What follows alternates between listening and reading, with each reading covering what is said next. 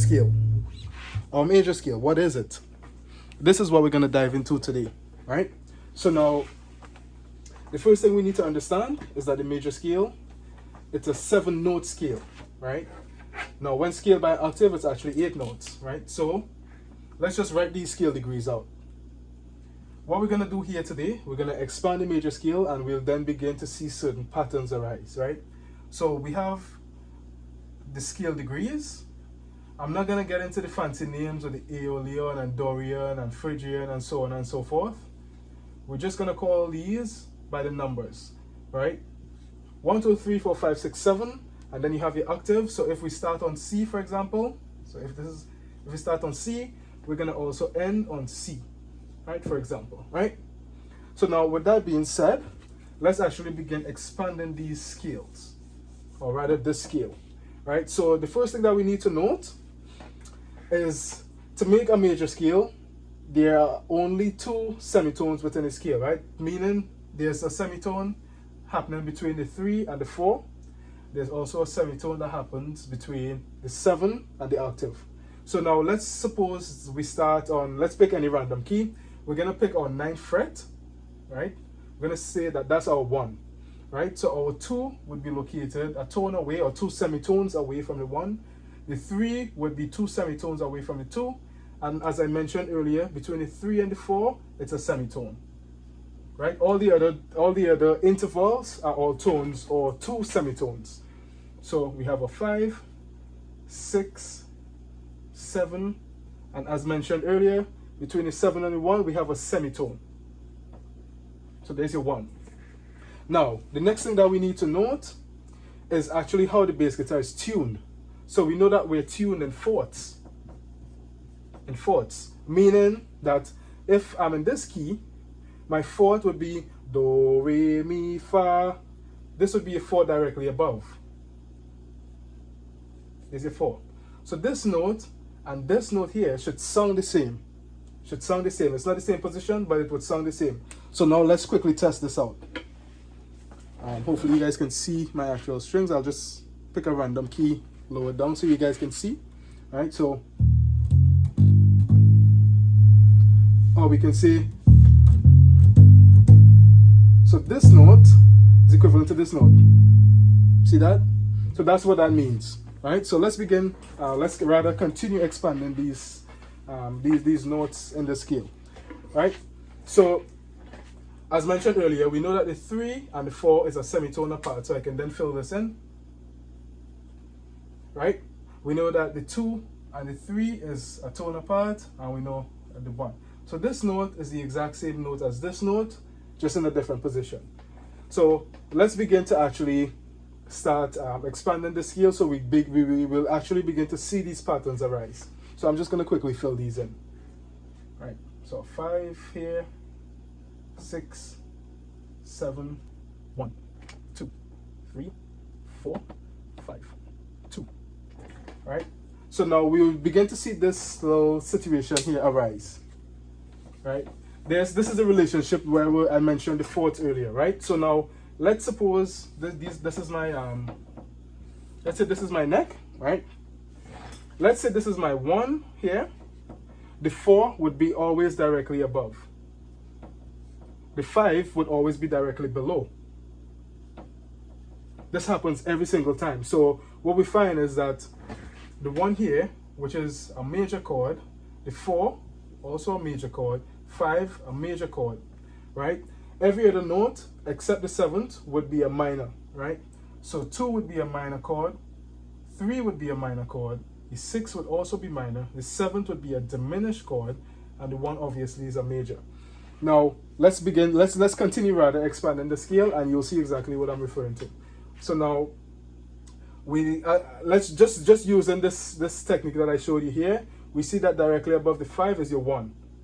We can also see this because a 1, the octave is 2 frets and 2 strings above, and this would be the same for every other note. So if we know where this note is, we also know where this note is. If we know where this note is, we could also say that, or we could also assume rather that that's that note. Same with this. We could also assume that this is your 1 here as well. Now I play a 6-string bass, so I know automatically that if my 1 is here, my my 1 or my 1-2 octaves higher would be just 1 fret back, 6 strings higher, right? And these are the patterns that we begin to see.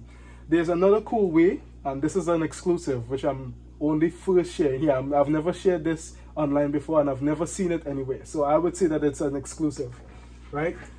This is a fun fact. So if you want to find this note, you can go 2 frets, 2 strings in the right direction, or you can go 4 frets, 4 strings in the opposite direction. Now, as we begin to expand the scale, we're going to see this in a quick second.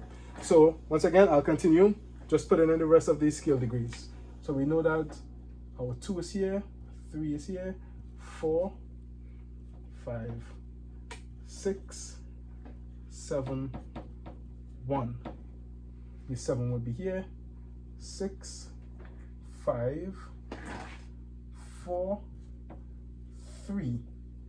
Below your 1, as I mentioned, you'll have your 5.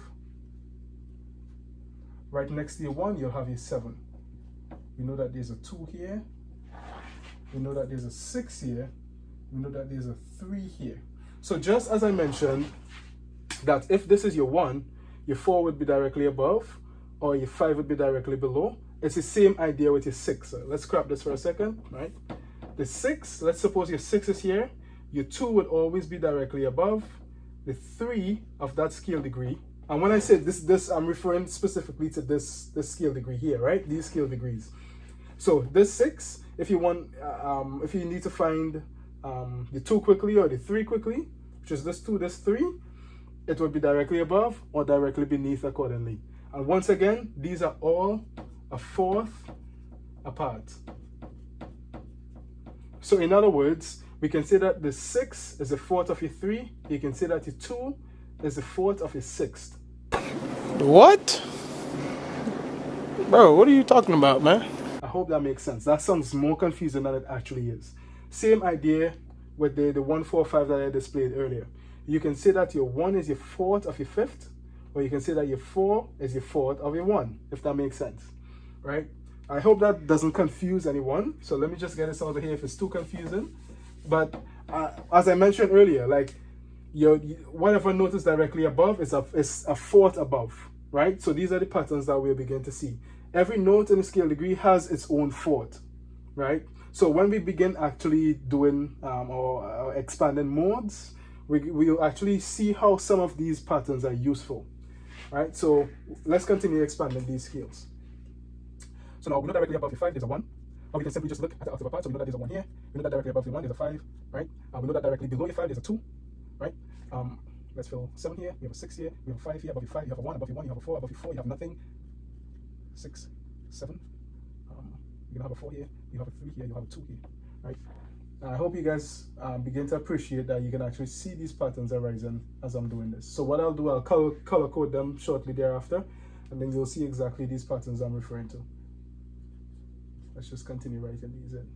Right, so above your 2, you have a 5, you have a 4 here, and you have a 3 here.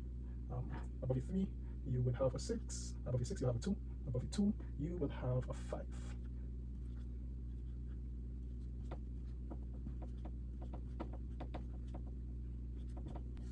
I think that should be good enough for us to start seeing certain patterns. So let's now coordinate, color coordinate these patterns. So now, because there's a special relationship with your 1, 4, and 5, I'm just going to highlight these for the time being. So we have, let's start on the leftmost side. 1, 4, 5, 1, 4, 5, 1, 4, 5, 1, 5, 1, 4, 5, 1, 4, 5, 5, 1, 1, 4, 5, 1, 4, 5, 1, 5, 1, 4, 5. Now if you zoom, you should start seeing a pattern. You should even be able to see it from here, right? So what we have happening here now is these would be where all your major notes are built.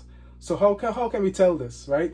So we can tell this by looking at the actual intervals between these notes, right? So what we want to look at now is strictly major thirds. So a major third would look something like this. So let's suppose this is, once again, my bass guitar strings. Let's suppose this is my, let me just put some frets in there. right? So let's suppose this is my 1, this would be your 2, your 3 would be located right here. So what we're going to look for now is this pattern here. And this would determine if it's a major scale or if it's a major chord rather or not, right? So now if we look at the 1, we see that the 1 has a major third. We see that the 4 has a major third. We see that the 5 does in fact have a major third, right? Now, if we look at the other scale degrees now, so let's suppose we look at the 2, the 3, and the 6. Let's see if we can find any major thirds. So 2 does not have a major third. The 3 does not have a major third. The 6 does not have a major third. I'm pretty sure that should be pretty obvious to see.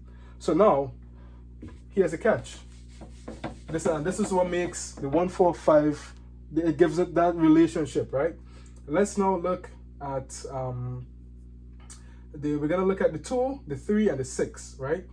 So now, how do we know something is minor? Let's take, I'm just going to draw back out this grid here real quick, which represents our fretboard, right? Now, let's suppose this is our 1. How do we find a major third? A major third can be found, let me just, actually I should probably move this down a bit. Let me move it just over 1 fret. Let's suppose this is your 1 instead. Your minor third rather, this is your 2. So, this is your 2. Your minor third would actually be located right here. It's a flat 3. This would be a regular 3. This would be a flat 3, right? So if this right here is a third, because we know that this is your 4th, and we know that the 3 and the 4 is right next to each other. To find a minor third, you just simply flatten this 3, right? So this flat 3 would be where your minor third is located, right? So let's just remove this third because it looks a little confusing as is. So your minor third would be located 2 frets, 1 string up, right? So now let's look now at our 2, 3, and 6 notes to see if we can see that minor third interval, right? So let's just grab any random 2, 3, and 6, right? So here's a 2, and we can see that the 2 does in fact have a minor third interval. Here's a 3, the 3 has a minor third interval. Here's a 6, that also has a minor third interval. As you can see, based on these 3 notes here, let me just put them in a different color so it will be a little bit easier to highlight. So this 2, I forgot earlier, I forgot to highlight this 4 here. So I'm sorry to confuse you guys if I did. Right? So now we're looking for the minor third. So you see this 2, the minor third would actually be the 4th, right? So this note here is a minor third away from the from your 2. It's also equivalent to this. So once again, it's pretty straightforward, right? We have here to here would be considered a tone, 1 tone away. If you just add 1 semitone, then you get your minor third interval. So from here to here is a minor third. Here to here is also a minor third. Okay, now let's actually test this out, right? So once again, any random note. Let's say this is the note that we choose. Your minor third is going to be located 3 frets up. So 1, 2, 3. Same note as this.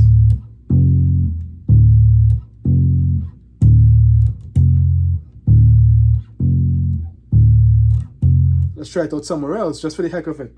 So let's pick another note now. Let's pick a note a little higher up that's a little more clear to hear. Let's choose this note here. Minor third. Minor third. You can hear how clear that is? Minor third.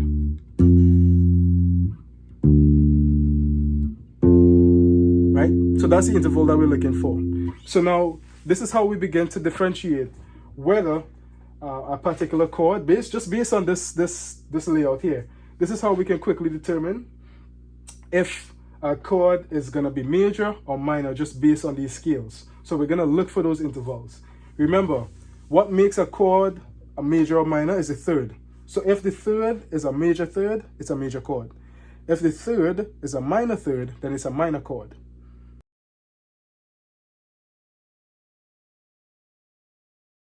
It's very important to remember this, right? So now, I said I was going to show you guys one thing here regarding the octave, right? So an easy way to find the octave, like I said earlier, is that you can take your any note. You can take any note really, right? You go 2 strings up, 2 frets over, you're going to find the octave. However, if you go 4, 4, so let's say this is 2 by 2, 2 strings, 2 frets. If you go 4 by 4 and the opposite direction, we're also going to find the same note an octave apart. So let's test this out. All right, so we have 1, 2, 3, 4, 1, 2, 3, 4. This one, this one. Okay, now let's test this out.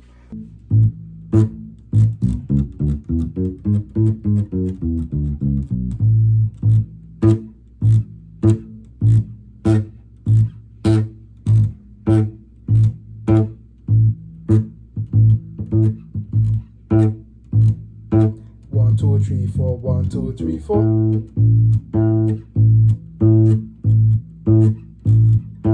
You guys can see that? So 4, I call it 4 by 4, or you can say 2 by 2. Same note. So this note is equivalent to this note. I hope that helps someone, because it took me a while to actually learn these concepts. All right, so I think that's it. That's a lot of information loaded into one quick video, but what we want to do, we start expanding these scales. We see these certain patterns on our rise. And let me take it one step further right now. Let me take this one step further for you. Because I know this video is already long as is. We're almost encroaching about 20 minutes here. Let me take a completely different color here now. Let's take green, for example. Right? I'm just gonna show you guys one quick pattern that arises when you look at this, the semitones, right? So notes that are related together. So I'm just gonna color this over. 1. You're gonna see this pattern arise in the major scale. Look at this, so cool.